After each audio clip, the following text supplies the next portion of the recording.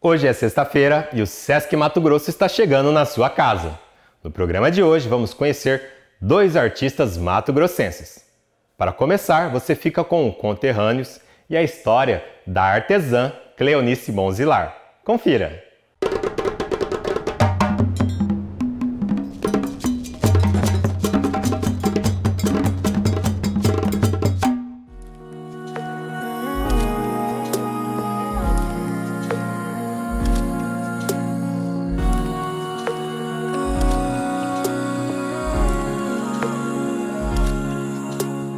Eu aprendi a produzir artesanato com a minha avó, né? Primeiro eu comecei a fazer os brincos, né? Aí depois eu comecei a fazer os cestos de pé, de alcinha, quadrado, de roupa, né? E aí aprendi o resto com a minha mãe, fazer abanador, né? E aí os colares eu aprendi sozinha, né? Aprendi sozinha, aí eu conhecia as sementes, meu pai levava eu para caçar semente, né? Aí eu conheci várias sementes do mato, que eu achava muito bonitas, as duas cores, né? Tipo olho de cabra, que eles falam atento, muito bonita. A saboneteira também, que é muito bonita, grandona, né? Buriti. E aí eu fui criando minhas novidades, né? E aí como eu vim para Cuiabá, né? Para estudar, e aqui não tinha como sobreviver no serviço e estudar, eu comecei a fazer artesanato, né? Então já faz 38 anos mais ou menos que eu faço artesanato. Meu nome é Cleonice Bonzilar, né? Sou índia umutina, mas já moro aqui em Cuiabá. E desde os meus 12 anos eu já faço artesanato, né? Aprendi com a minha mãe, aprendi com a minha avó. E aí o resto eu aprendi pela minha cabeça mesmo. Então, eu primeiro aprendi a fazer os brincos de semente, né? Aí eu aprendi a fazer os cestos de pé, de alça, cesto quadrado, cesto de roupa. E aí depois eu aprendi a fazer os colares. Bom, desde pequenininho a gente já aprende, né, fazer, porque os nossos pais, os nossos avós já faz tudo isso para sobreviver mesmo, né? E aí a gente sentava e aprendia, né? Tipo, só de olhar mesmo nós aprendia tudo, né? E aí, como eu vim morar para cá, mas a minha mãe tava sempre, nós temos contato, né? E aí, tipo, quando eu conseguia algum pedido, o pessoal achava bonito meus colares, né? Aí eles pediam, né? E aí eu pedia para ela mandar para mim as sementes. E aí eu tratava, eu furava, né? Então acontecia isso. Mas infelizmente eu perdi minha mãe, né? E aí a maioria das sementes agora são compradas mesmo. O processo, porque eu mesmo, como sou uma artesã, porque eu falo assim, a artesã ela tem que achar seu trabalho bonito, ela tem que fazer, não é outras pessoas que tem que achar, ela que tem que se achar bonito os seus artesãos. E quando eu acho que meu artesanato, a semente não está bem, eu vernizo elas, né? Eu pinto elas as cores que eu quero, eu vernizo, tipo, o fio encerado, quando eu vejo que tem muita cera, eu cozinho ela para soltar um pouco da cera, né? Para ficar mais trabalhosa, assim, mais bonito, né? Não aquele pregado, mas aquela coisa bem solta, bem bonita mesmo, dá o brilho, né? Então, é o que eu faço, né? Tipo, os colares, né, eu dermancho alguns que eu acho que não tá bonito, que eu comprei ele, mas não acho que ele tá bonito, eu faço do modo que eu gosto, né, que eu acho que é a minha cara. O fio encerado que eu falo é esse fio preto, né, que a gente compra, né, aí eu cozinho, tipo, esse aqui já tá cozinhado, tá bem molinho, né, e aí eu cozinho tudo ele e vou trabalhando. Aí esse aqui é o tucumã, né, o coco, né, que eu trabalho, que é esses colares ali, né? E esses aqui são as sementes de açaí, né, que eu vernizei, né? Ele veio pintado, mas eu achei ele um pouco apagado e vernizei ele. Então deu esse brilho, né, para ficar bem bonito. Então esses são os materiais que eu mais ocupo, que é o fio encerado, porque eu trabalhava com tucum bastante, né? Mas como eu tô falando, depois que eu perdi minha mãe, não tem como eu ir direto para a aldeia para buscar o tucum, que é a seda do buriti, né, que a gente tira tudinho e vira uma seda, né, para costurar as coisas, tudinho. Eu trabalhava com ele, só que agora eu estou trabalhando mais o fio encerado mesmo. Agora, como eu tô falando, eu tive de mudar o meu trabalho, né? Então, aí eu tive, em vez de ser com o tucum, eu uso o fio encerado, eu faço macramê agora nele, né? E aí a maioria deles são com macramê, enroladinho, né? E aí quando eu vejo que não tem como fazer, senão vai ficar muito igual, aí eu coloco a alcinha com semente de leucena, que são esses aqui, né? Você vê que esses aqui não tem o macramê, esses aqui tem semente de leucena. É essa pequenininha aqui, ó. Essa aqui é a semente que a gente acha na universidade, né? Então a maioria dos meus colares são com ela, detalhe com ela. O meu trabalho é açaí, como eu falo para as pessoas. O meu colar tem pessoas que compram 10 anos, tem o colar, não estraga. Por quê? Porque eu faço um processo nele, né? Antes de me montar ele, eu cuido dele bastante. Pode ser uma semente delicada, mas eu sempre estou cuidando dele ali, tudinho. Então, tem pessoas que elogiam muito meus colares, porque tem muito tempo com elas. Então, a primeira vez que eu fiz esses colares mais cheios, que são esses aqui, né? Esses colares aqui, eu vi numa vitrine, só que ela era de miçanga, né? Eu achei muito bonito. E aí eu comecei a fazer. E aí a partir daí eu comecei a ver os colares na vitrine de miçanga, de pedras, né? E aí eu fui fazendo de semente, fui mudando as sementes, fui colocando coco, fui colocando leucena, fui colocando o olho de cabra, que eu tento, né? Para ficar mais diferente. Esse aqui é casco de tatu. Esse é a costa do casco de tatu, né? Que a gente faz, né? Que nós não matamos o tatu não, foi o pessoal que taca fogo no canavial, né? Para fazer açúcar e eles morrem, tá? E aí a gente aproveita, né? Mas a gente não mata não. Então esse é casco de tatu. Desde as sementes, as palhas,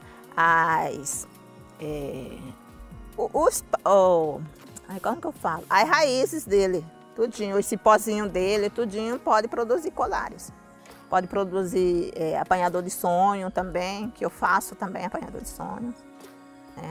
Dá para ocupar tudo.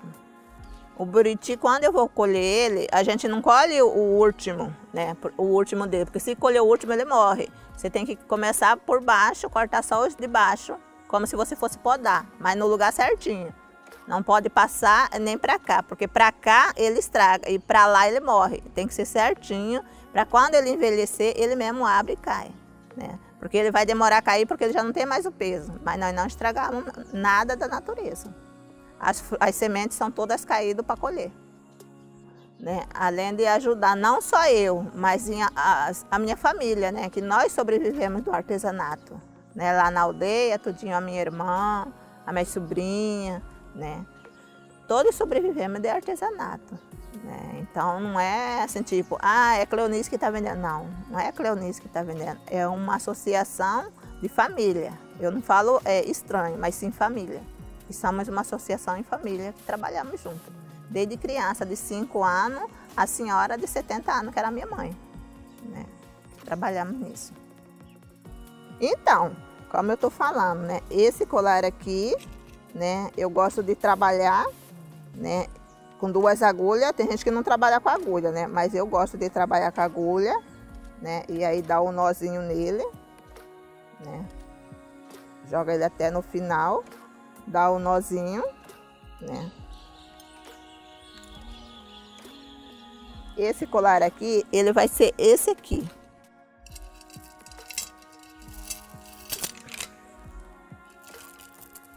Esse aqui, né? Esse colar vai ser esse aqui, né? Então, eu continuo, né? Sempre na mesma direção, né? Que ele tem a frente e a costa, né? Então, tem que ser pela frente, para que ele pega só um.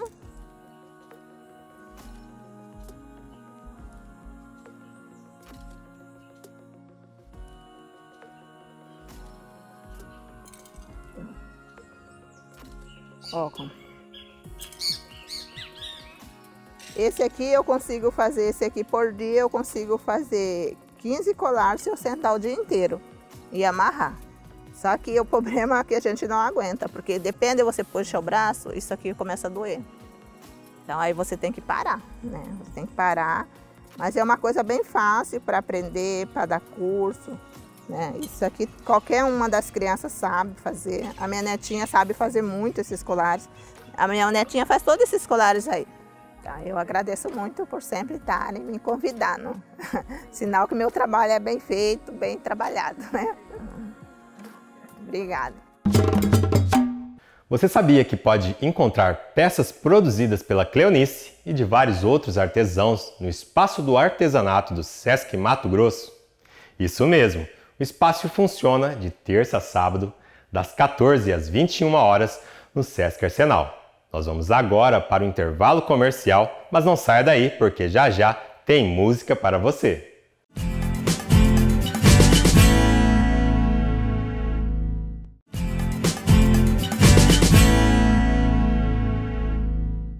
Voltamos e, conforme prometido, nesse bloco vamos conhecer a trajetória e, é claro, prestigiar as belas canções do cantor e compositor Zé Gustavo.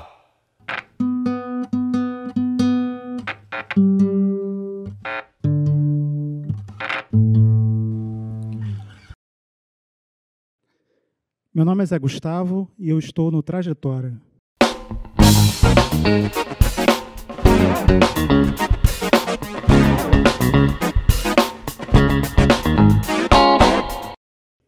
Eu comecei frequentando roda de samba. A minha formação musical é muito de rua, né? Eu comecei como frequentador e não pensava inicialmente em cantar, em tocar. Eu não estudei instrumento, né? E comecei a frequentar muito roda de samba e ficou uma coisa muito visceral, eu acho, nessa minha formação musical, essa frequência de roda de samba, da ideia de um fazer coletivo. E isso me impregnou, isso acabou dominando o que eu viria a fazer. E até que por volta dos 30 anos, eu resolvi que eu tinha que sair do armário, né? Estava guardado o que eu tinha, estava guardado o que eu tinha aprendido naquele tempo, né? Eu tive uma sorte tremenda de pegar algumas rodas de samba com uma estrutura que hoje a gente não encontra, né? Uma estrutura de um fazer até na terra, digamos assim.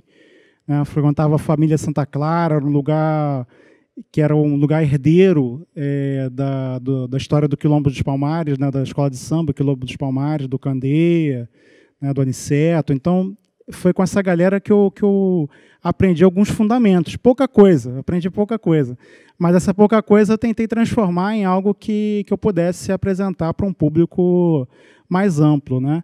E, junto com isso, com essa formação base do samba, eu fui também aprendendo outros ritmos do Brasil, da América Latina também, né, que me seduzem. E no meu processo de composição, que começou primeiro, comecei a compor antes de ir para a rua cantar, e no meu processo de composição isso acaba aparecendo, e essa troca também com outros estilos do que eu chamaria de uma música regional do mundo, né? Das várias vertentes de uma música regional, das suas potências, e que eu tento trabalhar isso na composição também. O meu caso com a palavra é um caso muito antigo e que vai perpassar meu trabalho com a música, né? E sempre tentando respeitar o que a literatura tem, que a música não tem, né? Na verdade, o que ambas têm de particular. Eu acho que as linguagens artísticas elas se conversam, mas elas têm propriedades próprias, e isso precisa ser sempre respeitado, né, por quem vai fazer o trabalho com as artes. E no caso da palavra, a palavra fica ali sempre nos dois campos, né, joga nos dois campos. Mas, por exemplo, no caso da música, eu tenho a impressão que a melodia preside, né? A melodia ela preside. Você pode ter uma letra maravilhosa com uma melodia fraca, aquela música não vai prosperar de jeito nenhum. E você pode ter o caso de músicas muito boas, com letras que fora daquele contexto não funcionariam, e que com aquela música, pela força daquela potência daquela melodia, aquilo ali funciona e ganha outro contexto. Ou seja, a canção é uma linguagem dupla, né? Uma linguagem ambivalente ali de letra e melodia.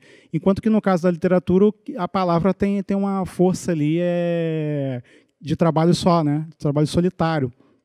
Então, a literatura é um trabalho muito mais solitário. E eu acho que algumas referências do trabalho com a literatura eu acabo levando para a música, no sentido de, por exemplo, fazer colocar a letra em composições que me passam, né, em melodias que me passam. Eu gosto de fazer isso, mas é um trabalho, por exemplo, diferente do trabalho com a composição literária, porque eu trabalho com verso livre, então para mim não é nada parecido assim, né, criar uma letra para uma música e criar um poema. Para mim são coisas de fato diferentes, né? O que eu acho que fica de interseção é uma preocupação com a palavra. A preocupação com a palavra está presente quando eu faço canção e, evidentemente, quando eu faço literatura. Sangre de Mi Sangre é uma composição que eu fiz com Marcelo Bizarro. Eu estava com uma melodia há algum tempo do Bizarro para colocar letra, e acabou que essa letra surgiu, não foi à toa, creio, durante a pandemia. E a gente vai fazer, então, Sangre de Mi Sangre, que não deixa também de ser uma homenagem ao Victor Hara, que é um compositor que a gente gosta bastante. Augusto Kreber, obrigado, meu amigo, vamos junto.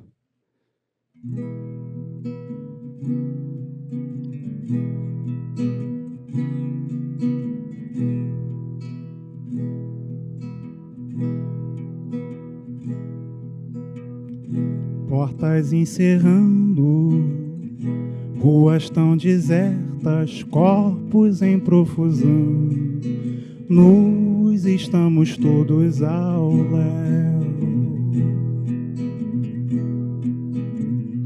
Fossas se abrindo, vias tão incertas, risos em contenção, sós andamos tortos sem céu.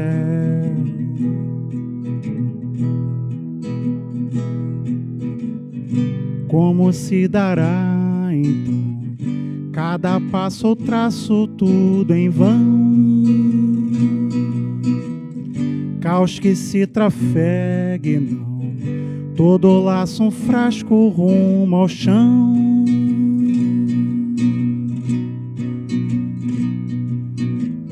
Sangre de mi sangre, alma de mi alma, la sonrisa de Victor Hara, sons que nos ajudam a seguir.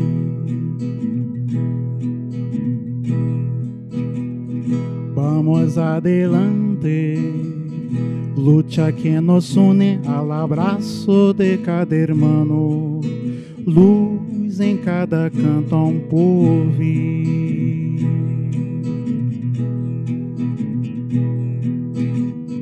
Como se fará, então, cada fogo um rogo de canhão, voz que se liberte, não, todo braço afago em solidão.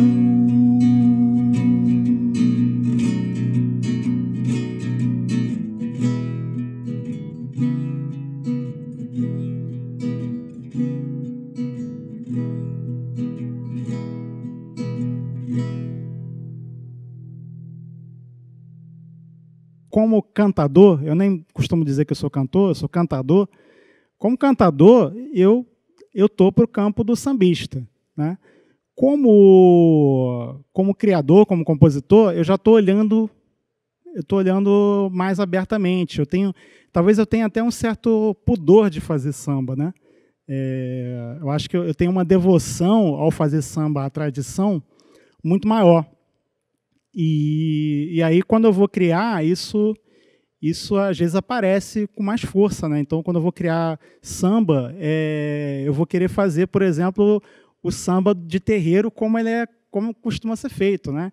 Então, eu acho que eu tentei, como compositor, alargar um pouco, porque eu acho que a composição de samba ela tem uma estrada, assim, né? Um sedimento muito forte, né? Então, se você quiser dar a sua linguagem, você vai suar bastante, assim, né? E ainda mais quando você está muito ligado emocionalmente, afetivamente a esse sedimento. Então, eu costumo me permitir criar outros gêneros. Então, na composição, eu não me definiria propriamente como sambista, não. Esse disco que tá para sair, né, que a Kel Santos está gravando, cantora baiana, produção do Daniel Della Vusca, lá do Rio, né, uma tríade aí, Rio, Bahia e Mato Grosso, né, esse disco. E acaba que são 12 composições, 3 são sambas. Percentualmente é uma quantidade interessante, mas não domina o disco todo. Muita gente do Rio, quando sabe do disco, pensa que o disco é só de samba, né? Porque me vê muito mais como sambista. Mas é um disco muito mais do compositor, Zé, que tenta olhar para essas transas entre a música regional autêntica de todo mundo. E eu não me vejo propriamente como esse intérprete. Na música eu me vejo muito mais como um cantador de rua, ou como um compositor, né?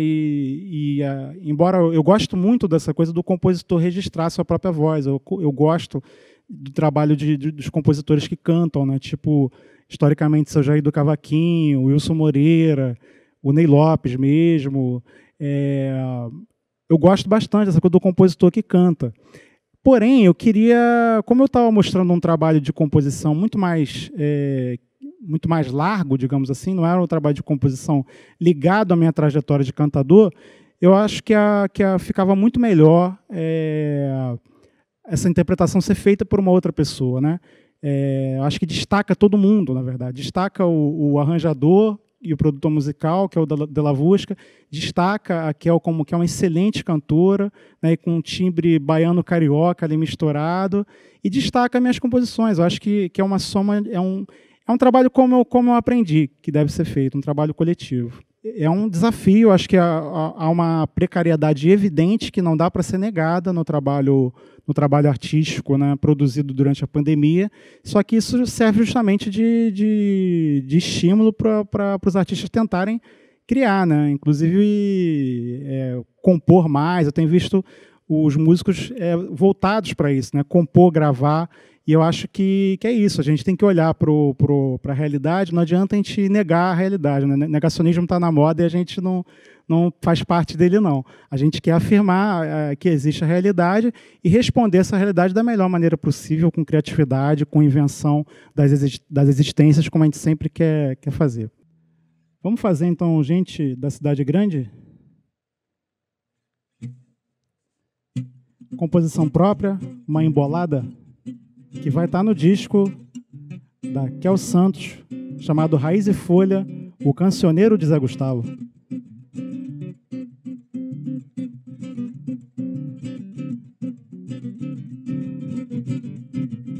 Alarido acelerado, desabrigo incendiado, colorido atormentado, vejam que quanta zoeira, como se o mundo já tivesse ido embora e gente fora de hora ainda quisesse embarquecer. Eu sou gente da cidade grande, povo cresceu, a cidade encolheu. Eu sou gente da cidade grande, povo cresceu, a cidade encolheu. Vejam quanta formiguinha atravessando tanta esquina, indo desorientada, sempre atrás de não sei quê. Quanto olhar regalado, esbugaiado, com jeito desfogueado, tanta coisa pra fazer. Eu sou gente da cidade grande, povo cresceu, a cidade encolheu. Eu sou gente da cidade grande, povo cresceu, a cidade encolheu. Se o mundo tivesse ido, ele não me escaparia. Mesmo que acorrentado, eu nele me agrudaria. Se o mundo tivesse ido, ele não me escaparia. Mesmo que acorrentado, eu nele me agrudaria. Eu sou gente da cidade grande, povo cresceu, a cidade encolheu. Eu sou gente da cidade grande, povo cresceu, a cidade encolheu.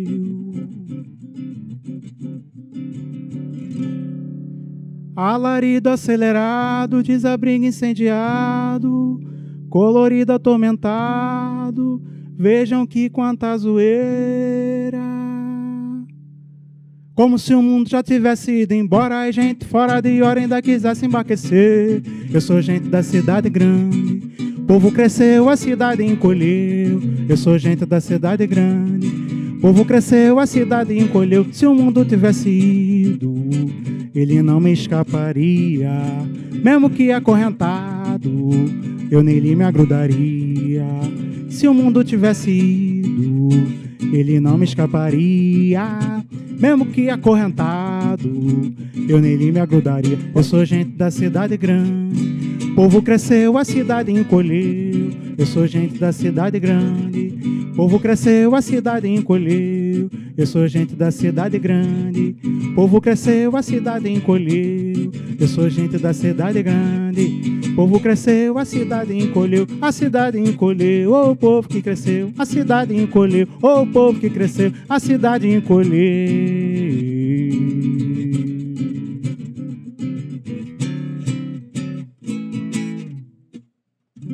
Tá brabo, seu moço.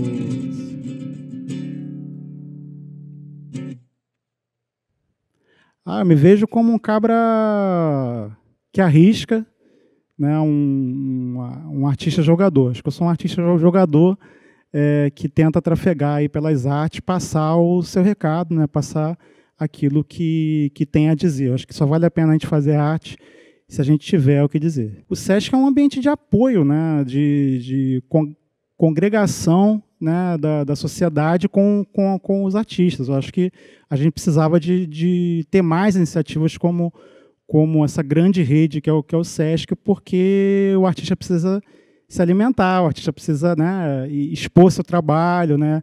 Então é fundamental que haja esse ambiente de acolhimento da classe artística. E você, gosta de música boa?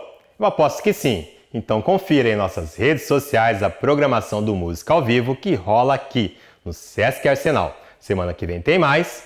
Tchau, tchau!